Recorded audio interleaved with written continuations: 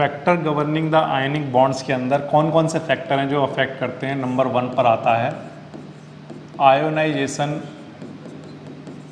Enthalpy. ठीक है, ionisation enthalpy कैसे अफेक्ट करती होगी आयनिक बॉन्ड को। तो उसका आंसर ये है कि आयोनाइजेशन एंथैल्पी जितनी कम हो उतना ही अच्छे से, वहाँ पर हम कहेंगे उतना ही जल्दी, उतना ही आसानी से आयनिक बॉन्ड बनता होगा। इस बात का क्या मतलब है? इस बात का मतलब ये है कि जैसे मान लो एग्जाम्पल के लिए अगर मैं बात करूं, फर्स्ट ग्रुप के अंदर hydrogen, lithium, sodium, potassium, caesium, francium, ऊपर से नीचे की तरफ जाने पर क्या होता है, ऊपर से नीचे की तरफ जाने पर साइज इंक्रीज होता जाता है। जैसे पहले 1 सेल है, फिर 2 सेल हैं, फिर 3 सेल हैं। ठीक है, तो साइज बढ़ता जाता है। साइज बढ़ते जाने से जो आउटर मोस्ट शेल का जो इलेक्ट्रॉन है वो लूजली बाउंड होता जाता है। लूजली बाउंड हो जाने से उसको बाहर निकालना आसान हो जाता है। बाहर निकालना आसान हो जाता है मतलब हमें कम आयोनाइजेशन एंथैल्पी चाहिए। क्या कम चाहिए? कम आयोनाइजेशन एंथैल्पी। ठीक है, लेस आयोनाइजेशन एंथैल्पी। ओके, अब आयोनाइजेशन एनर्जी कम चाहिए, इस बात का मतलब हमें आयोनाइजेशन एनर्जी तभी कम चाहिए होती है जब वो इलेक्ट्रॉन आसानी से डोनेट हो रहा हो, आसानी से बाहर निकल रहा हो। और जब तक इलेक्ट्रॉन आसानी से बाहर नहीं निकलेगा, आसानी से डोनेट नहीं होगा, तब तक आसानी से आयनिक बॉन्ड बनेगा नहीं। क्योंकि आयनिक बॉन्ड तो तभी बनता है जब इलेक्ट्रॉन डोनेट होगा। तो इलेक्ट्रॉन डोनेट कब होगा? जब हमें कम आयनाइजेशन एनर्जी जरूरत होगी। और कम आयनाइजेशन एनर्जी की जरूरत कब होगी? जब इलेक्ट्रॉन कैसा होगा? Loosely bound. ठीक है, तो इसका मतलब ये है कि आयोनाइजेशन एंथैल्पी जितनी कम चाहिए हो, जितनी कम रिक्वायर हो, उतना ही आयनिक बॉन्ड के बनने की प्रोबेबिलिटी ज़्यादा होगी, उतना ही ज़्यादा आयोनाइजेशन बॉन्ड के बनने की प्रोबेबिलिटी बढ़ती जाएगी जितनी आयोनाइजेशन एनर्जी कम रिक्वायर होगी। ठीक है, ये बात समझ में आ गई। दूसरा फैक्टर क्या है? दूसरा फैक्टर है electron gain enthalpy. Electron gain enthalpy.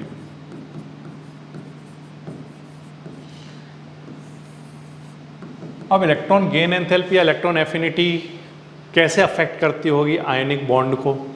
तो उसका आंसर ये है कि जितना ज़्यादा एनर्जी रिलीज होगी, जितनी ज़्यादा एनर्जी रिलीज होगी, ज़्यादा एनर्जी का मतलब क्या हो गया? एनर्जी रिलीज होने का क्या मतलब हो गया कि जब वो इलेक्ट्रॉन गेन एंथैल्पी हमने पढ़ा था तो हमने ये डिस्कस किया था उसमें कि किसी भी एक इलेक्ट्रॉन को गेन करने के लिए जितनी एनर्जी रिलीज होती है, वो रिलीज होने वाली एनर्जी क्या कहलाती है? Electron gain enthalpy. तो हम कह रहे हैं जितनी ज़्यादा एनर्जी रिलीज होगी उतना ही ज़्यादा स्टेबल एनायन बनेगा, उतना ही ज़्यादा स्टेबल एनायन बनेगा। और जितना ज़्यादा स्टेबल एनायन बनेगा उतना ही स्टेबल आयनिक बॉन्ड होगा।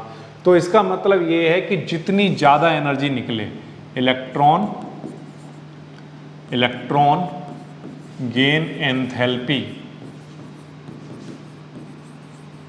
एंथैल्पी जितनी ज़्यादा हो उतना ही ज़्यादा क्या बनने की प्रोबेबिलिटी होगी? बोलो। आयोनिक बॉन्ड की स्ट्रेंथ मैं ये कहूँ कि उतनी ही ज़्यादा होगी। क्योंकि जितनी ज़्यादा एनर्जी रिलीज होगी उतनी ही ज़्यादा मैं ये कहूँगा कि एनायन जो है हमारा, उतना ही ज़्यादा एनायन की स्टेबिलिटी बढ़ती जाएगी।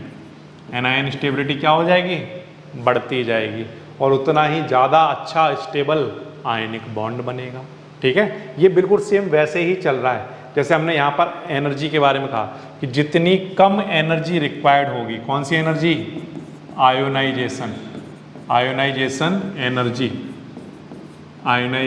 एनर्जी जितनी कम रिक्वायर होगी, उसका मतलब उतना ही इजीली डोनेट हो रही हैं चीज़ें, उतना ही अच्छा क्या बन के तैयार हो रहा है? कैटायन। उतना ही जल्दी कैटायन बन के तैयार हो रहा है। और जितना जल्दी कैटायन बन के तैयार होगा उतना ही ज़्यादा प्रोबेबिलिटी होगी किसके बनने की? आयनिक बॉन्ड के बनने की। ठीक है, तो आयनाइजेशन एंथैल्पी लेस रिक्वायर्ड, यहाँ पर यही बात ध्यान रखना, less required, less ionisation enthalpy required. ठीक है, ये बात ध्यान रखना, जितनी लेस आयनाइजेशन एनर्जी रिक्वायर्ड होगी उतना ही ज़्यादा कैटायन, उतना जल्दी से डोनेट हो जाएगा, जल्दी डोनेट हो जाएगा तो उतनी जल्दी कैटायन बन जाएगा, जितनी जल्दी कैटायन बन जाएगा उतनी जल्दी आयनिक बॉन्ड बन जाएगा। वही सेम काम यहाँ पर हो रहा है, जितनी ज़्यादा इलेक्ट्रॉन गेन एंथैल्पी रिलीज होगी, ठीक है, जितनी ज़्यादा रिलीज होगी उतना ही ज़्यादा स्टेबल एनायन होगा, ठीक है, जितना ज़्यादा स्टेबल एनायन का मतलब उतना ही ज़्यादा नेगेटिव एनायन, तो उतना ही तेजी से वो कैटायन को अपनी तरफ अट्रैक्ट करेगा, तो उतना ही स्टेबल एनायन बनेगा और उतना ही ज़्यादा प्रोबेबिलिटी होगी किसकी, आयनिक बॉन्ड को बनने की। ठीक है, ये बात समझ में आ रही है। इसको मैं एक छोटे से एग्जाम्पल समझा दूँ, सिर्फ एग्जाम्पल के लिए मैं कोई भी नंबर बोर्ड पर जितने भी लिखता हूँ वो सिर्फ एग्जाम्पल के लिए होते हैं। जैसे मान लो क्लोरीन ने 1 इलेक्ट्रॉन गेन किया तो इसने एनर्जी रिलीज की मान लो 500, ठीक है, 500, ठीक है, और ब्रोमीन ने मान लो रिलीज की, सिर्फ एग्जाम्पल के लिए लिख रहा हूँ, 300, ठीक है, किलो जूल ऐसा कुछ मान लो। तो इसने ज़्यादा एनर्जी रिलीज की तो मैं ये कहूँगा यहाँ पर भी नेगेटिव, देखो इसने एनर्जी रिलीज की, इसने गेन किया, इलेक्ट्रॉन गेन किया तो इस पर भी नेगेटिव होगा। ब्रोमीन ने भी एनर्जी रिलीज की, इलेक्ट्रॉन गेन किया तो इस पर भी कैसा चार्ज आएगा, नेगेटिव। लेकिन मैं सिर्फ एग्जाम्पल को समझाने के लिए ये कह रहा हूँ कि इसका नेगेटिव बड़ा होगा, इसका नेगेटिव बड़ा होगा। जितना बड़ा इसका नेगेटिव चार्ज होगा उतना ही ज़्यादा वो पॉजिटिव चीज़ को अपनी तरफ खींचेगा, उतना ही अच्छे से कैटायन को अपनी तरफ खींचेगा और उतनी ही ज़्यादा प्रोबेबिलिटी बढ़ती जाएगी किसकी, आयनिक बॉन्ड को बनने की। ये वाली बात क्लियर है। लैटिस एंथैल्पी, अब ये लैटिस एंथैल्पी क्या है, ये दोनों का कॉम्बिनेशन है बेसिकली।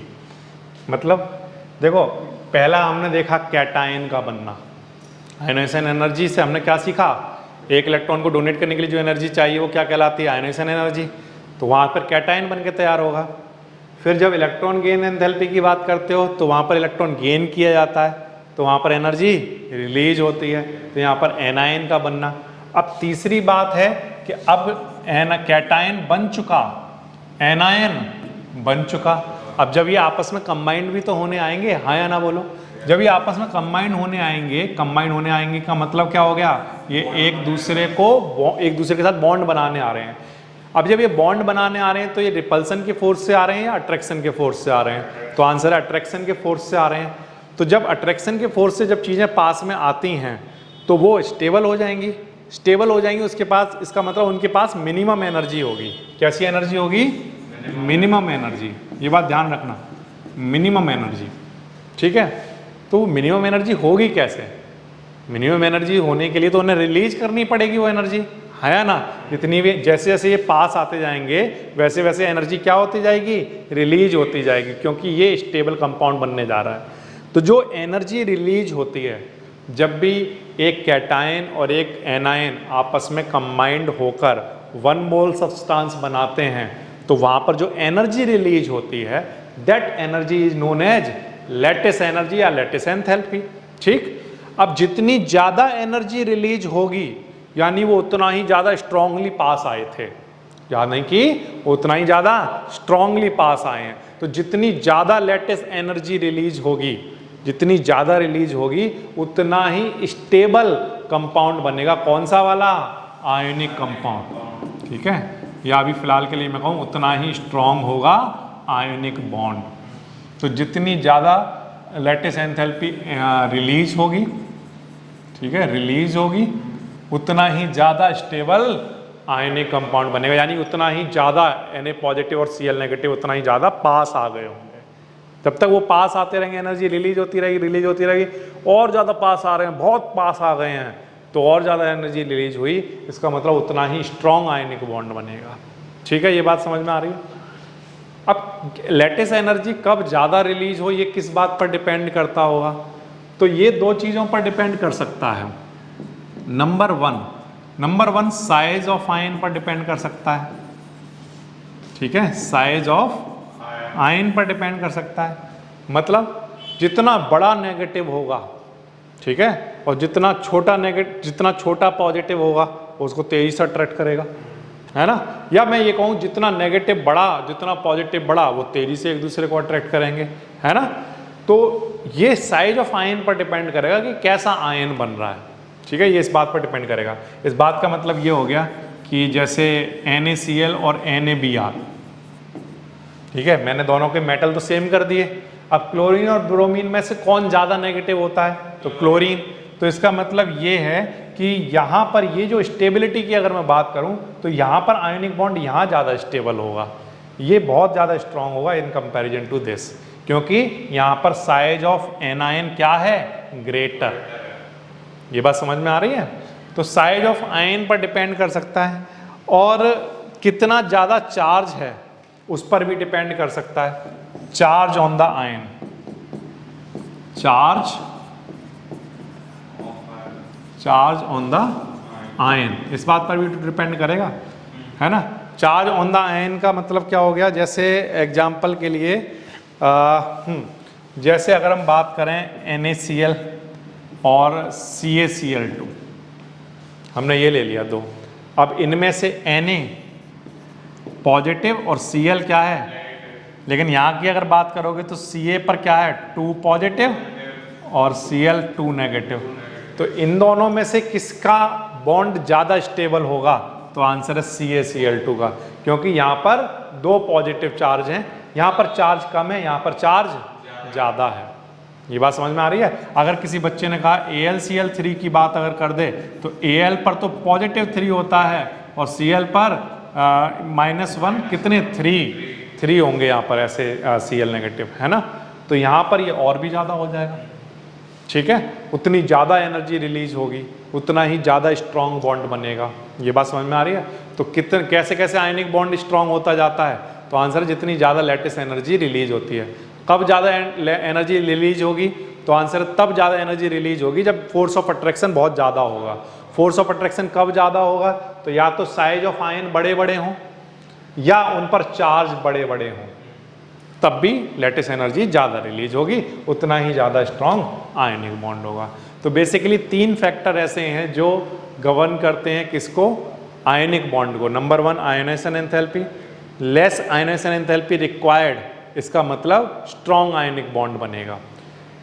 ज़्यादा इलेक्ट्रोनेगेटिव एनर्जी रिलीज होना, उतना ही ज़्यादा स्ट्रॉन्ग एनायन का बनना, उतना ही ज़्यादा स्ट्रॉन्ग आयनिक बॉन्ड का बनना। ज़्यादा लैटिस एनर्जी का रिलीज होना का मतलब ज़्यादा स्टेबल, ज़्यादा स्ट्रॉन्ग आयनिक बॉन्ड का बनना, ठीक है। तो ये 3 फैक्टर्स हैं जो सभी बच्चों को याद होने चाहिए।